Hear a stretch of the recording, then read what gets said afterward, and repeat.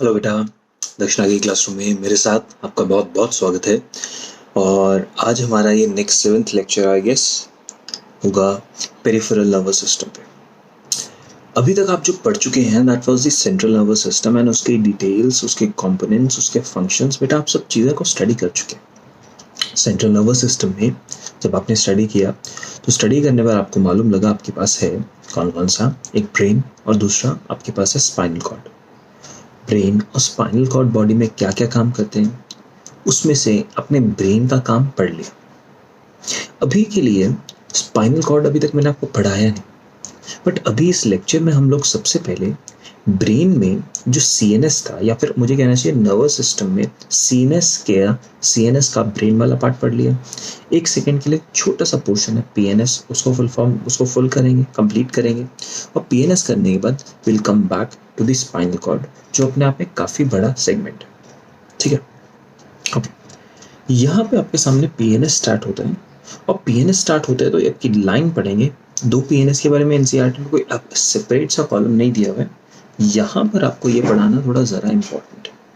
तो आप मेरे साथ यहाँ देखिए ना, पीएनएस में क्या दिया है।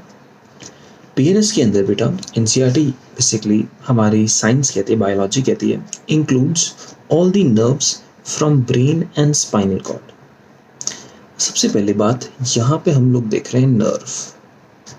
अगर मैं आपसे कहूँ व्हाट इज अ नर्व, तो आप इस बात का जवाब क्या देंगे, ये आप वीडियो पॉज कीजिए और खुद को बोलिए कि नर्व क्या होती है। इस बात का जवाब खुद को देने की कोशिश कीजिए। As far as I am concerned, I will tell you what is a nerve.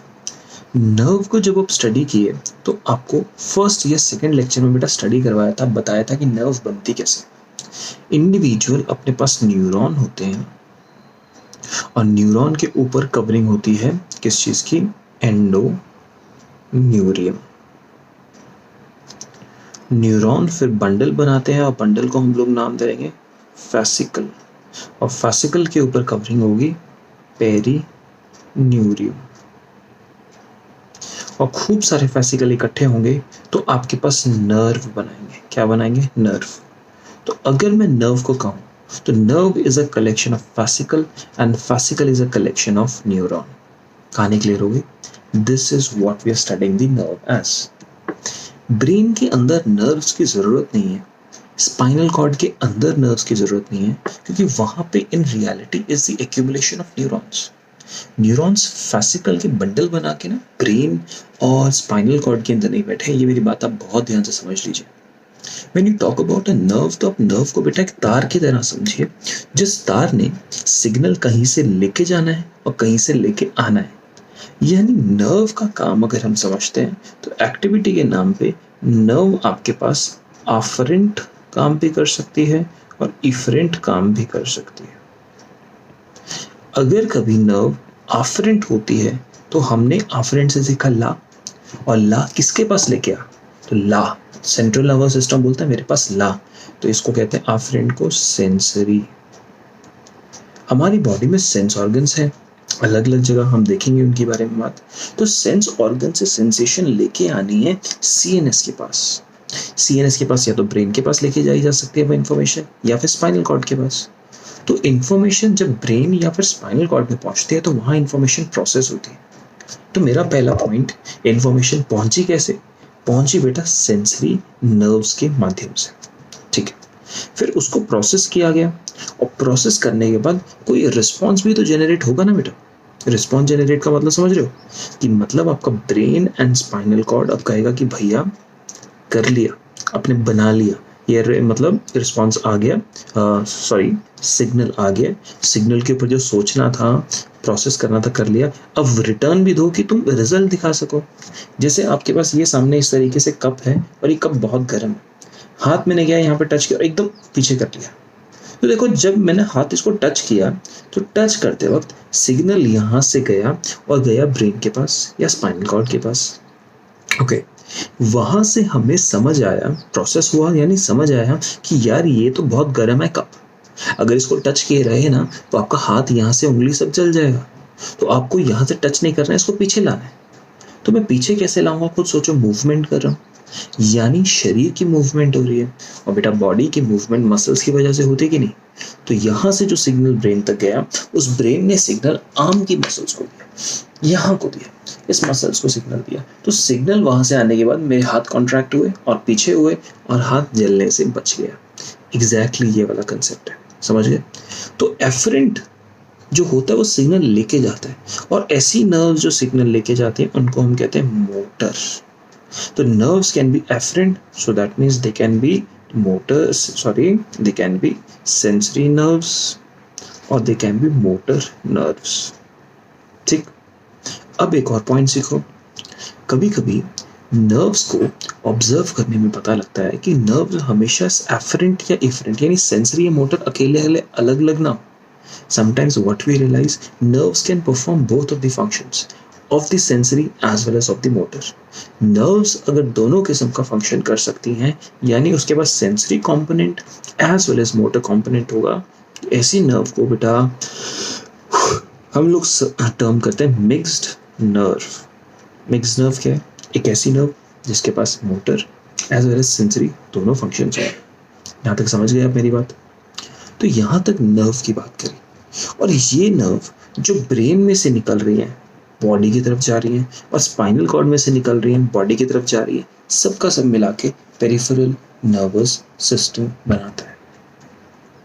Peripheral nervous system आगे सोमैटिक और ऑटोनॉमिक में कन्वर्ट होता है। ऑटोनॉमिक आपके पास किस में कन्वर्टेड है? Sympathetic, parasympathetic. मुझे इस बात की उम्मीद है कि मैं आपको सब समझा चुका। क्लियर हो रही है बात? आपको वो पूरी की पूरी जो क्लासिफिकेशन कराई थी कि peripheral into somatic, autonomic, autonomic जो है that in sympathetic and parasympathetic, इनका मीनिंग आप लोग खुद ब खुद करेंगे। यानी अपने लिए आप एक चार्ट बनाएंगे जिसमें लिखेंगे पीएनएस किस किस में बढ़ रहा है, सोमैटिक और ऑटोनॉमिक। सोमैटिक कैसे फंक्शन करता है? Voluntary and voluntary. और ऑटोनॉमिक कैसे करता है? फिर ऑटोनॉमिक की सिंपैथेटिक क्या काम करता है, पैरासिम्पैथेटिक क्या काम करता है, ये सब आप अपने पास होमवर्क के तौर पे बिना देखे लिखें। अगर आपने बेटा ये सब चीज़ें लिखी, that means consider that you have done your job well. आपको ऑलरेडी सामान अच्छे से काम जो पढ़ाया गया वो आता। पेरिफेरल नर्वस सिस्टम में ब्रेन और स्पाइनल कॉर्ड ये दोनों का दोनों तो सीएनएस था, इनसे निकलती हैं जो नर्व्स। तो ब्रेन से निकलती है बेटा क्रेनियल नर्व्स और स्पाइनल नर्व्स। तो ये दोनों आपके पास जो हैं, ये दोनों जिसको डब्बे में डाल रखा है, ये क्या है? ये इनको देखो यहाँ पे इस बॉक्स में डाल रखा है। ये दोनों आपके पास कौन सी वाली है? These are peripheral nervous system। देखिए इस केस में हम यहाँ पे एक इंसान को just trying to observe that person, models में गए। यहाँ पर हम लोगों ने किधर गया भाई, हम नर्वस सिस्टम को इंट्रोड्यूस करते हैं। यहाँ से अब बोन्स को हटा दो। अब आप इस नर्वस सिस्टम में ऑब्जर्व कीजिए कि कुछ नर्व्स ना बेटा ब्रेन से निकल रही है, कुछ नर्व्स ब्रेन के अंदर से आ रही हैं। Let us mention one. ये देखो, ये आपको दिख रही है? ये नर्व ब्रेन से आ रही है, दिख रही है? वेगस नर्व लिखा हुआ है ना लेफ्ट में, ये ब्रेन से नर्व निकल रही है। ओके, कोई नर्व जो स्पाइनल कॉर्ड से निकल रही है, क्या आप यहाँ पे डायग्राम में देख सकते हो? ये नर्व आपके पास देखो यहाँ से स्पाइनल कॉर्ड से निकल रही है, यहाँ पे निकल रही है ना। एग्जैक्टली ये मैं आपको बताना चाहता हूँ। जो नर्व्स हैं वो ब्रेन से और स्पाइनल कॉर्ड दोनों की तरफ से निकलती हैं। या मैं नर्व्स का अमाउंट ज़रा कम कर दे रहा हूँ। यहाँ पर आप देख सकते हो स्पाइनल कॉर्ड से निकलती हुई नर्व्स, ये ब्रेन से निकलती हुई नर्व्स आप देख सकते हो, जो ये निकल रही है अपने पास पिंक जो भी हुई है। समझ पा रहे हो? तो ब्रेन एंड स्पाइनल कॉर्ड दोनों से नर्व्स निकल सकती हैं। ये नर्व्स पेरिफेरल नर्वस सिस्टम का पार्ट। अब नेक्स्ट गेम होता है कि आपको इन क्रेनियल नर्व्स का नंबर याद करना है। क्या ये नंबर याद करना जरूरी है? तो मैं कहूँगा बहुत। क्रेनियल नर्व्स जो हमारे बॉडी में, इनफैक्ट ये क्वेश्चन काफ़ी कॉमनली पूछा जाता है कि when you are looking at the case of amphibians, fishes और बर्ड्स, रेप्टाइल्स एंड मैमल्स, तो किसके बर्ड्स में, रेप्टाइल्स में, बर्ड्स में, मैमल्स में, फिशेस में किसके अंदर कितना क्रेनियल नर्व्स है। यानी स्पेसिफिकली जब आप कॉर्डेट्स की बात करते हैं, और कॉर्डेट्स में इन सब की पुपाइसिस एंड पूरा टेट्रापोडा, इनके नंबर ऑफ नर्व्स आपको याद होने चाहिए। लास्ट की 3 कैटेगरी इनके पास है 12, पहले की 2 कैटेगरी, इनके पास है 10। किस तरीके से याद करोगे? मैंने कैसे याद किया, 12 और 10 मेरे पास ये है, और टोटल मेरे पास देखो ना, 1 फिशेस और 1 2 3 4 टेट्रापोडा। तो लास्ट के 3 को मैं 4 से मल्टीप्लाई करूँ तो मेरे पास 12 आ जाएगा। ये बहुत ही बेसिक था तरीका है। तो पता है किसी चीज़ को याद करने के लिए आप लोग थोड़ा सा ना मैथमेटिक्स लगा लो, थोड़ा सा दिमाग लगा लो, कुछ ना पैटर्न ढूंढ लो, आपका काम कभी कंफ्यूजन नहीं होगी। लास्ट के 3 को मैंने 4 से मल्टीप्लाई किया 12, सीधी सी बात, इस तरीके से निकले। अब बचे 2 और 2 बचे हैं तो हिसाब लगा ही ली, कोई डाउट नहीं है। यहाँ तक अपना काम चलता है। तो when you talk about B birds, reptiles and mammals, या किस भी तरीके से कुछ जैसे पहले कर लेते थे MRB, या मैमल्स रेप्टाइल्स बर्ड्स, या BRM कुछ भी बना लो, RBM या कुछ भी इस तरीके से बना लो, या फिर जैसे काम कर सकते हो RCB लिख लो, RCB, ये E की जगह इसको C मान लो, सीधी सी बात। बेसिकली ये मैमल्स का M है जो मैंने इस तरीके से लिख दिया, RCB अपने IPL की टीम के नाम से याद कर लो। बहुत ही सिंपल सा और ऐसा तरीका है, कोई भी अपना तरीका कैसा भी बना सकता है। तो आपके पास कितने अमाउंट है आपको समझ आता है। नंबर के ऊपर बेस्ड क्वेश्चन आएगा तो मैं कहूँगा 100% यस। ऑल्सो ये आपके पास लिखी हुई हैं 12 क्रेनियल नर्व्स। क्रेनियल नर्व्स का नाम है olfactory, optic, oculomotor, trochlear, trigeminal, abducens, facial, auditory vestibulocochlear, glossopharyngeal, vagus, accessory and hypoglossal. ये आपके पास अलग अलग टाइप की नर्व्स हैं जो क्रेनियल हैं। 1 2 3 4 5 6 7 8 9 10 11 12, टोटल हमारे पास कितनी है? टोटल हमारे पास 12 है। अब इसको याद करने का तरीका बेटा आपको यहाँ पे रेड में लिखा हुआ है, और थोड़ा सा ध्यान रखिएगा, अगर मैं पूछता हूँ व्हाट इज द 9th, तो एग्जैक्टली आपको 9th नंबर पे जो लिखी हुई है वो याद करना है। यानी इसको एक ही रैंडम मैनर में याद नहीं करना है, इसको इसी तरीके से याद करना है। मैं इसको 1 2 3 4 5 6 7 8 9 10 11 12, ये आपके पास 12। तो अगर मैं आपसे पूछता हूँ 9th कौन सी है, तो आप सीधा बोलोगे ग्लॉसोफेरेंजियल। कभी आपने उल्टा सीधा याद नहीं करना, सीधा ही सीधा याद करने के लिए आपके पास है on occasion are trusty truck acts funny, very good vehicle anyhow. ये तरीका बेटा याद करने के, अपने अपने अलग अलग आप लोग तरीके बना लेते हैं, ये एक नेमोइक है। और यहाँ पे आप थोड़ा सा फोकस करोगे, ये तो तरीका मैंने लिख दिया, बट इसका मतलब क्या है? इसका मतलब ये है, आप यहाँ पे 3 वर्ड्स देख रहे हो, सेंसरी, मोटर या फिर बोथ। बोथ का मतलब क्या होता है? नर्व कैसी है? Mixed nerve. मिक्स तो नर्व समझते हो ना, अभी समझाया था कि आपके पास एक नर्व जिसका सेंसरी एंड मोटर फंक्शन दोनों होगा। ऑन सबसे पहले ऑल्फैक्टरी, आपके पास sensory motor both, motor both, sensory both motor, इस तरीके से। सम से मनी मैटर्स, कुछ लोग कहते हैं पैसा मतलब पैसे का मतलब होता है पैसा होने से बहुत फायदा होता है, but my brother says big brain matter more. बड़ा भाई कहता है पैसे से ज़्यादा कोई फ़र्क नहीं पड़ता, अगर किसी के पास दिमाग हो तो वो ज़्यादा फायदे की चीज़ है। कहने का याद करने का तरीका, इंग्लिश में एक निमोनिक बना रखा बेटा आप लोगों के लिए, आपको पसंद आता है तो बिल्कुल फॉलो कीजिए, नहीं तो कोई बात नहीं, आप कुछ और भी देख सकते। ये थी आपकी क्रेनियल नर्व्स। अगर क्रेनियल नर्व्स इतनी है तो क्या हमारे पास स्पाइनल नर्व्स हैं? तो मैं कहूँगा डेफिनेटली। स्पाइनल कॉर्ड से भी नर्व्स निकलती है बेटा। जब स्पाइनल कॉर्ड से नर्व्स निकलती है तो यहाँ पे आपका ये वाला नंबर बेहद इंपॉर्टेंट है। ह्यूमंस में स्पाइनल कॉर्ड से कितनी निकल रही हैं? 31 पेयर्स निकल रही हैं। इसको आप कैसे याद करेंगे? That is your call. 31 pairs spinal cord in humans, very very important. कहानी क्लियर हो पा रही? रैबिट में 37 है, ये भी क्वेश्चन आ जाते हैं। हमने ऊपर जस्ट 12 का नंबर नाम सब पढ़ा और इनकी टाइप भी पढ़ा। इन टाइप पे बेटा पहले क्वेश्चंस आते थे, इनफैक्ट इनके ऊपर पहले क्वेश्चन आते थे। बट मैं ये वाला एक ऐसा पोर्शन है जिसको लेके अगर कभी क्वेश्चन तुम्हें आ गया और तुम्हें इसकी इन्फॉर्मेशन या बैकग्राउंड मालूम ना तो पेपर में ना पैरालाइज हो जाओगे।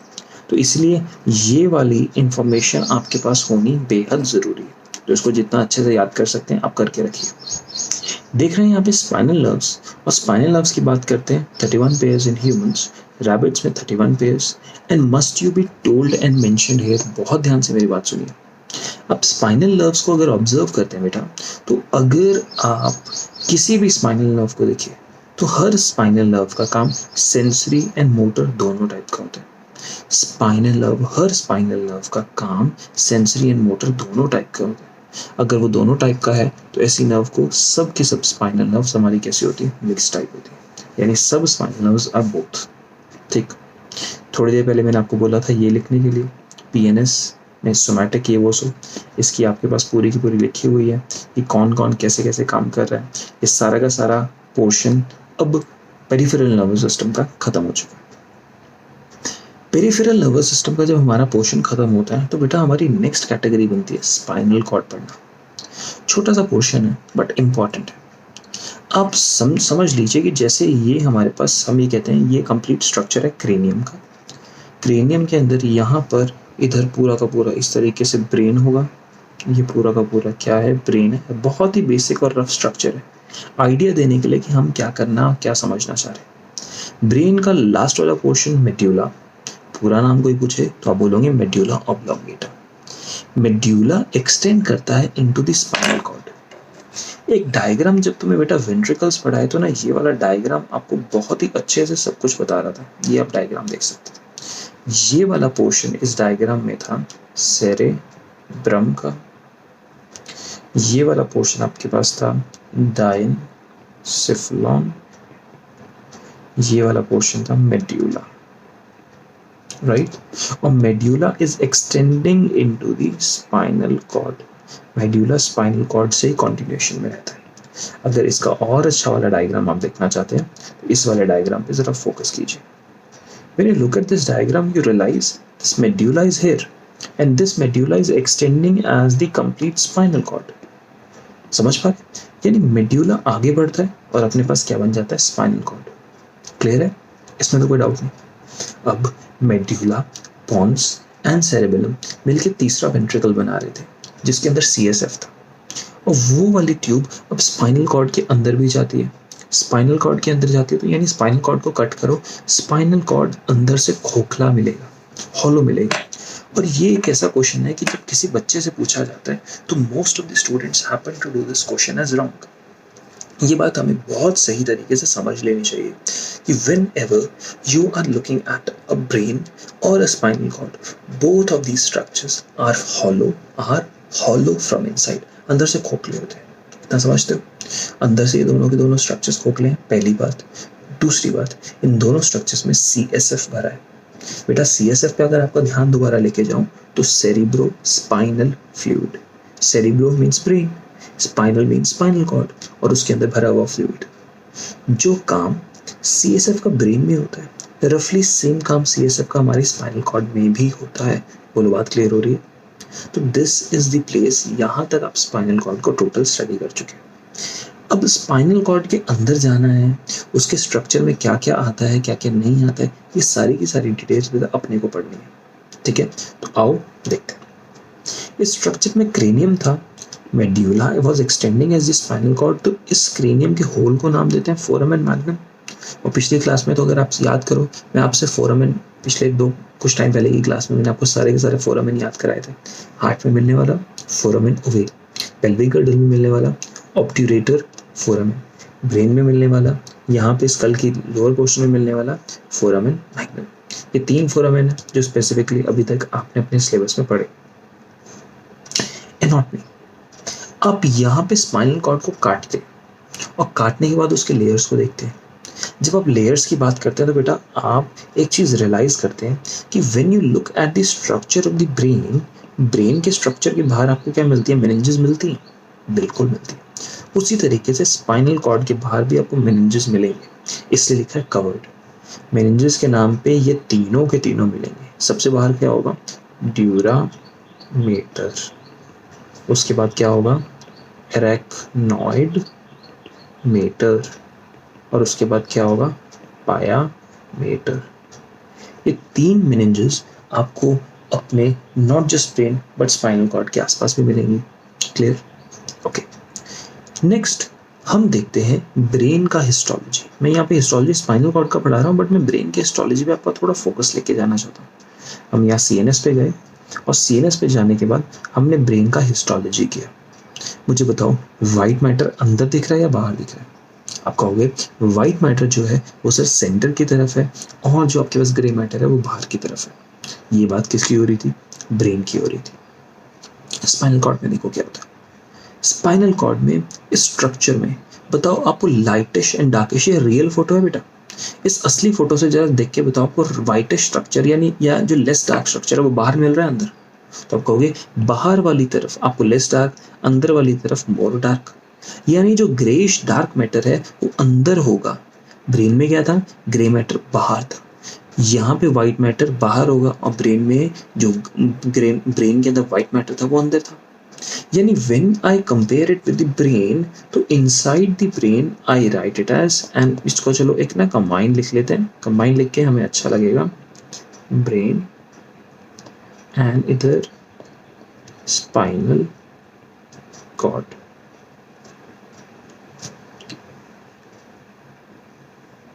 हम देखते हैं white matter और grey matter। ब्रेन के अंदर white matter is inside, okay, and spinal cord के अंदर इट इज आउटसाइड। ब्रेन के अंदर grey matter is outside and spinal cord के अंदर it is inside. Clear?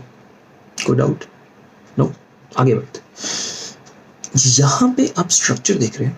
Structure के ना सेंटर पे ना, इस फोटो से तुम्हें कुछ नहीं दिखाना चाहता, एक फील देना चाहता हूँ कि स्पाइनल कॉर्ड को काटोगे तो कुछ ऐसा दिखाई देगा। ऐसा दिखाई देने पे तुम्हें ये एक बटरफ्लाई शेप्ड स्ट्रक्चर दिखाई देगा। एक बटरफ्लाई शेप्ड ऐसा सा स्ट्रक्चर दिखाई देगा जो ग्रे मैटर का है। ऐसा क्वेश्चन पूछा जाता है, which of the following structure has a रफली बटरफ्लाई शेप्ड स्ट्रक्चर? तो यहाँ पे आप स्पाइनल कॉर्ड बोल सकते हैं। और बटरफ्लाई शेप्ड स्ट्रक्चर के सेंटर में आपको कोई इस तरीके से छेद दिखाई दे रहा है। This is what we call as central canal. बहुत छोटा सा एरिया है, बहुत छोटा सा छेद है, बट यस ये एक सेंट्रल कैनाल है। इस सेंट्रल कैनाल के अंदर हम लोग बेटा ऑब्जर्व कर सकते हैं इसके अंदर बहता हुआ CSF। रियल फोटो में आपको यहाँ पे ड्यूरामीटर भी मिलेगा, आपको एरेक्नॉइड मीटर भी मिलेगा एंड पायामीटर भी मिलेगा। ये आपको 3 लेयर्स मिलते हैं। जो आपके लिए हाईलाइट चीज़ें कर रखी हैं बस वही आपके लिए ज़रूरी है। हाईलाइट करने में यहाँ पे एक और चीज़ हाईलाइट करी है, डॉर्सल रूट गैंग्लियन। और ये ना सिलेबस में जब पहले हमने पढ़ा था ना इस चैप्टर को, तो एक चीज़ ना आई थी, डॉर्सल रूट वेंट्रल रूट क्या होती है समझाता हूँ। जस्ट यहाँ पे देखो, ये ना एक स्पाइनल कॉर्ड का हैंड ड्रॉन स्ट्रक्चर है, रफ। तो इसके अंदर कौन कौन सी चीज़ कैसी कैसी है यहाँ पे आप मेरे साथ देखिए। स्पाइनल कॉर्ड बेटा एक रॉड है जो बॉडी में बैकबोन साइड मिलती है, यानी बैक साइड मिलती है। तो अगर एक इंसान इस तरीके से है, एक इंसान बनाने की कोशिश करते हैं,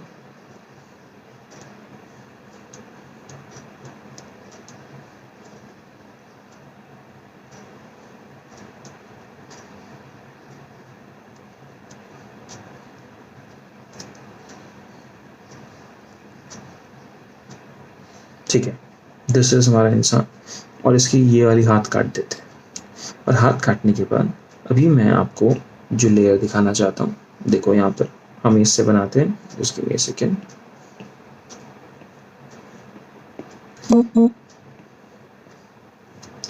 ये इस व्यक्ति की, ये है पूरा का पूरा spinal cord. When I talk about this person's spinal cord, तो इसकी स्पाइनल कॉर्ड का जो ये पिछला वाला हिस्सा होगा, ये वाला पोर्शन होगा, ये डॉर्सल पोर्शन होगा, और ये वाला पोर्शन कैसा होगा? वेंट्रल पोर्शन होगा। कैसा होगा? Ventral portion.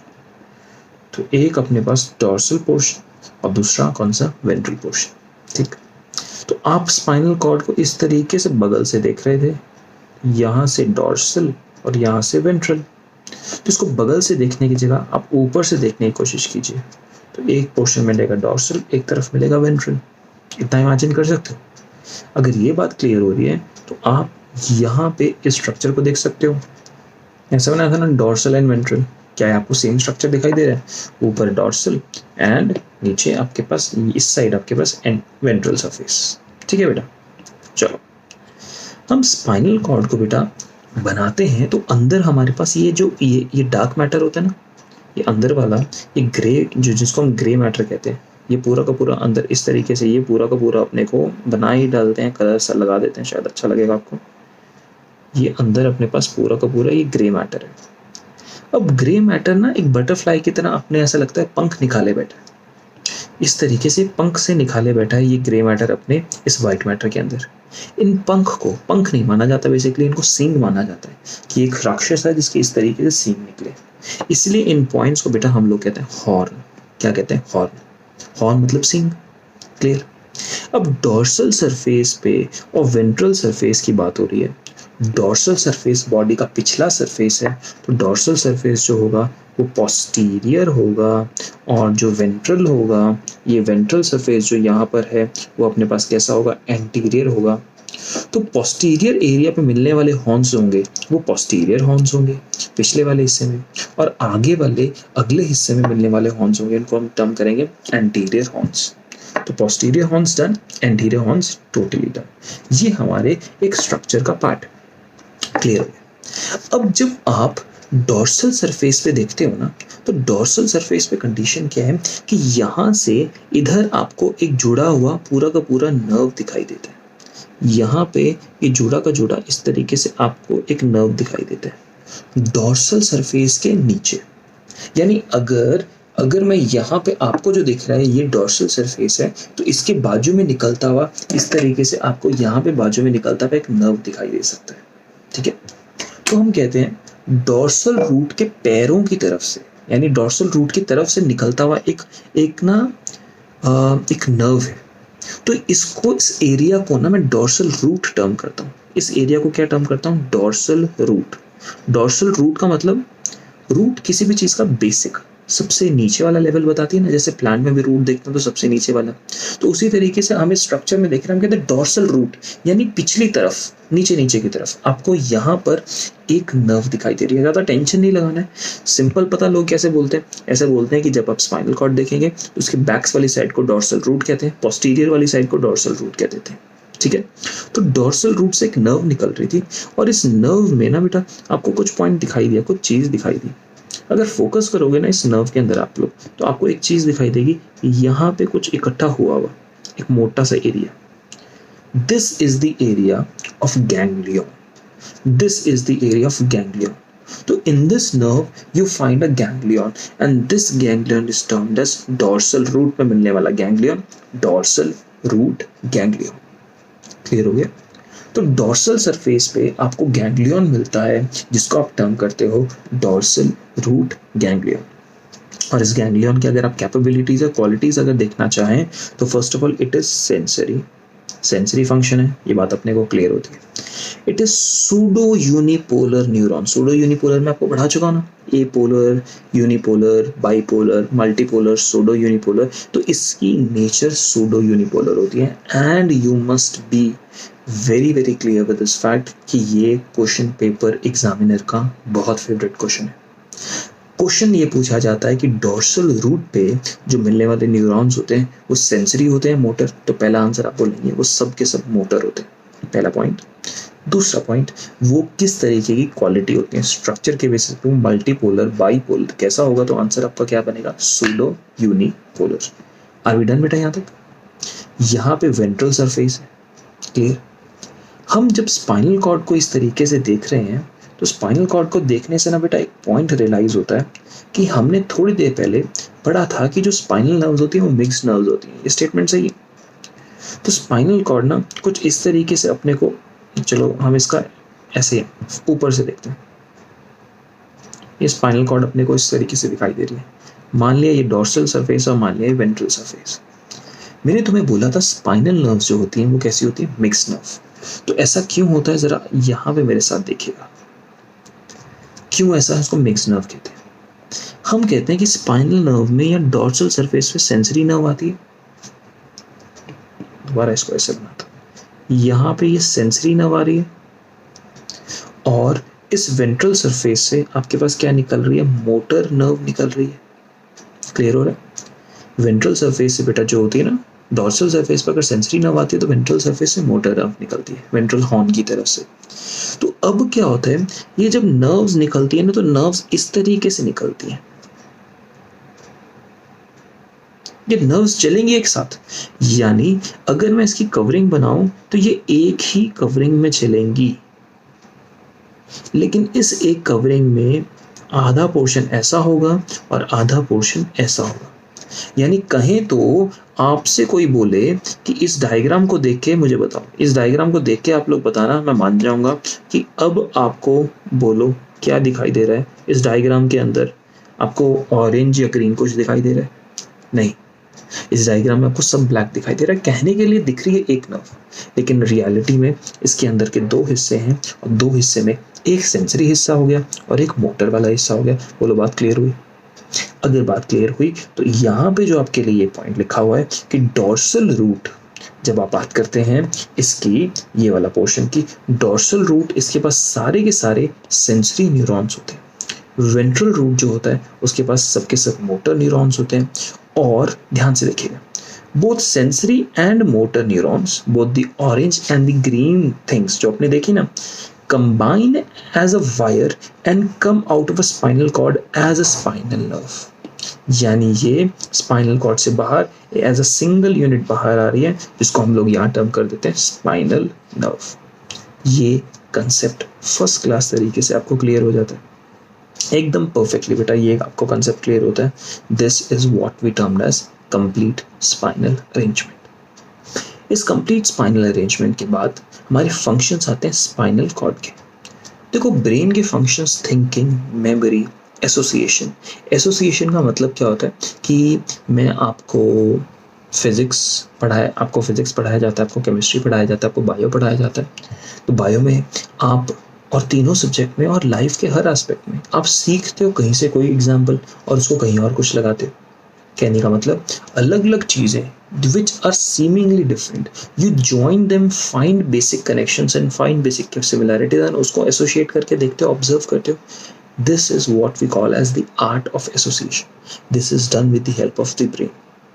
But when it comes to the spinal cord का काम क्या?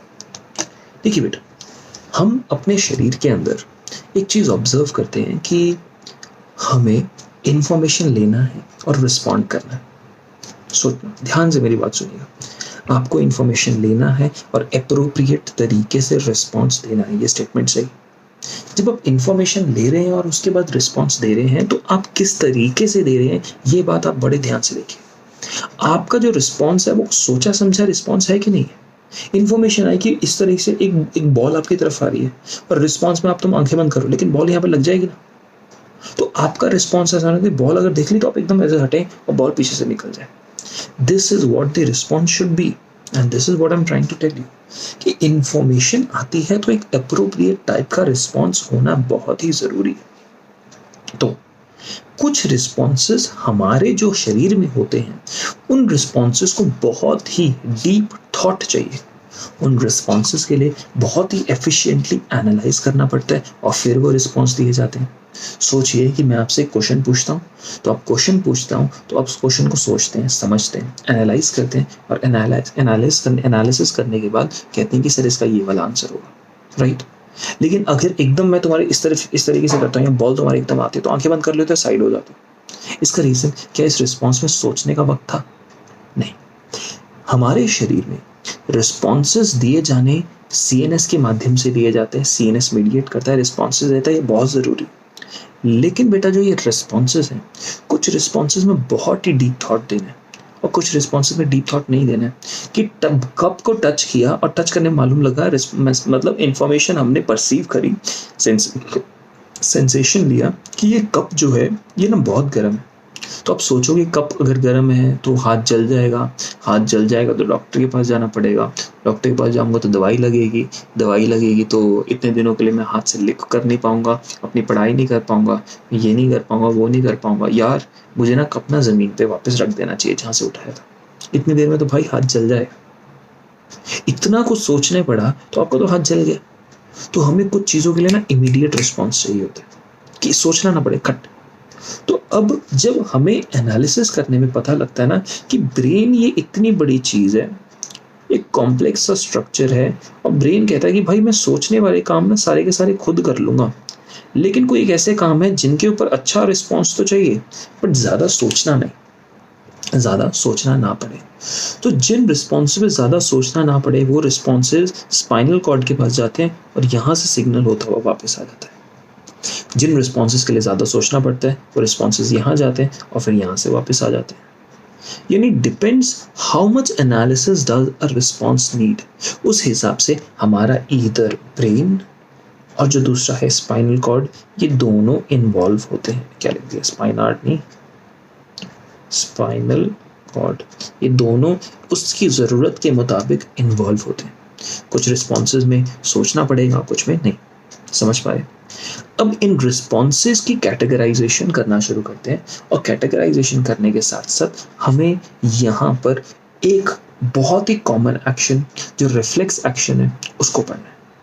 एनसीईआरटी बोलती है कि रिफ्लेक्स एक्शन क्या होता है, उसकी क्वालिटीज़ क्या होती है, बेटा ये सब स्टडी करना है। तो रिफ्लेक्स एक्शन जो एक काफ़ी बड़ा पोर्शन है जिसको हम यहाँ से भी करेंगे, और रिफ्लेक्स एक्शन को फिर हम एनसीईआरटी से भी कंप्लीट करेंगे। ये complete reflex action we will be watching in the next video. तो आज के लिए बेटा इतना ही। इसके साथ साथ हम ये वाला लेक्चर फिनिश ऑफ करते हैं। उम्मीद पूरी है कि आपको अच्छे से लेक्चर समझ आया होगा। तो let's finish it of here and go home, study hard, stay blessed. Thank you.